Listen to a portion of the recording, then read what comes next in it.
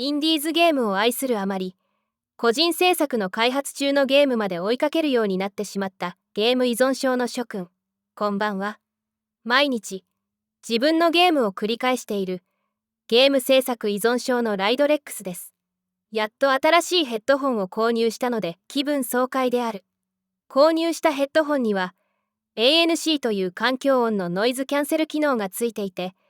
その機能をオンにすると扇風機の音や屋外の騒音が無音になる。熟睡したい時はこのヘッドホンをして寝ることにした。隣の住人のバスルームの水の音で目を覚ます心配がないからである。今回はエビ天サークルで開発中のセクシーロイド・リザードハンターという 3D アクションゲームについて開発進捗報告動画第6弾である。エビ天サークルには人間は俺一人しか所属していないから、サークルといっても実質個人制作である。このチャンネルに登場するキャラクターたちはほとんどがロボットであり、ロボット以外のキャラクターは妖怪とかモンスターとか仮想空間用のオフィスレディアバターしかいない。このチャンネルにはキャラクターが多くてやたら賑やかな割に、人間はライドレックス一人だけなのである。それに気づいている視聴者はどれほどいるのだろうか。何も考えていないロボットみたいな人間が多い時代だから、そんなことは気にもしていないことであろう。女性 YouTuber には必ず彼氏やおっさんがついていて管理されているものだが、ライドレックスは見た目が美少女でも中身はおっさんだから誰も管理してくれないのである。すべて自己管理のおっさんなのである。では早速現在の作業状況を話そう。前回の動画では樹海の森を紹介した。その樹海で洞窟の入り口を見つけ出してダンジョン内のボスキャラを倒すゲームである。今回はそのダンジョンを制作したので見てほしい。まだダンジョンの部屋しか作っておらず、部屋の中にモンスターやアイテムはない。空箱の状態である。同じデザインの部屋が並んでいて迷子になる設計である。このダンジョンに入るたびに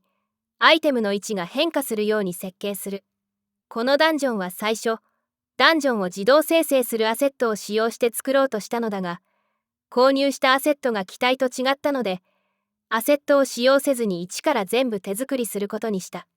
ダンジョンのサイズと階層の数を指定するだけでワンクリックでダンジョンを自動生成できるという謳い文句だったから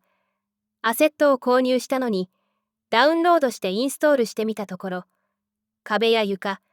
柱や階段といった素材やテクスチャーが入っておらず、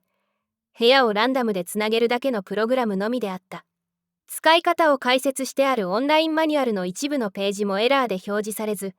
不足している素材やマニュアルについて作者に質問しても返事が来ない。そういうわけで、めんどくさいから全部手作りしたのである。このように、時短のためにアセットを購入したのに、結局自分で作った方が早いというケースがある。ダンジョンアセットの検索と購入に10日くらい時間をかけて悩んで、結局使えず、自分でダンジョンを一から作ったら、たったの3日で完成してしまったのだ。バカバカしいことである。アセット探しに使う時間が無駄なのである。皆さんも自分でモデリングできる人は自分で素材を作りましょう。さて、ここはボスキャラがいる部屋の前である。今ドアが開いた状態だが、リリースする際にはここに閉じたドアがあり、ダンジョン内でドアの鍵を探し出す必要がある。鍵を手に入れるとボスキャラの部屋に侵入できる。階段を下ると大広間が現れる。ここがボスキャラの部屋である。今はアイテムや敵キャラが配置されていない。水路に水が流れている。この水路に落ちるとアンドロイドの消費電力スピードが速くなる。だから早く水から脱出しなくてはならない。アンドロイドが電池切れになるとゲームオーバーである。それを避けるには、ところどころに配置されている敵のアンドロイドから電気を奪って充電する必要がある。この部屋では襲いかかってくるモンスターを倒しながら、部屋の奥にいるラスボスを倒すのが目的である。アンドロイドの動きがぎこちなかったり、画面のリフレッシュレートがカクカクしているのは、開発中のプレビュー画面だからである。完成後のゲーム画面はスムーズに動くのでご安心いただきたい。Android の動作についても、しゃがんだり、ゆっくり歩いたり、キックしたり、刀で切りつける動作が追加される。ここからしばらく、不慣れなゲームプレイをご覧いただこう。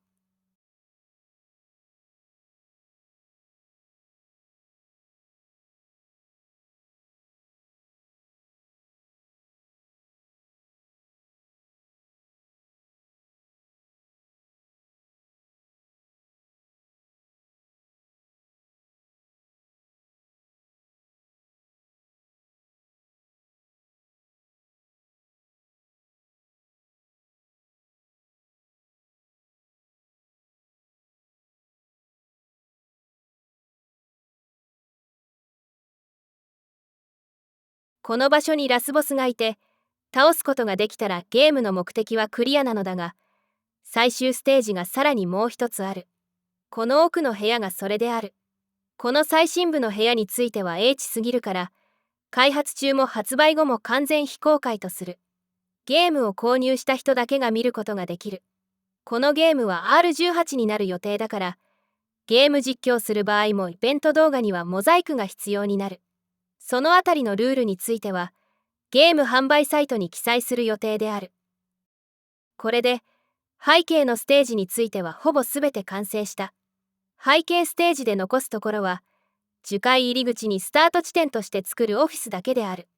次回からは敵のモンスターの配置と戦闘システムを紹介していこうと思う。他にも英知なイベント映像を作ったり、効果音や BGM を作ったり、ゲームのルール設定を組み込んだりといった作業がある。完成までまだまだ時間がかかるが、来年の夏リリースを目指して頑張っているので応援していただきたい。今回の動画は以上である。それではまた次回の動画でお会いしましょう。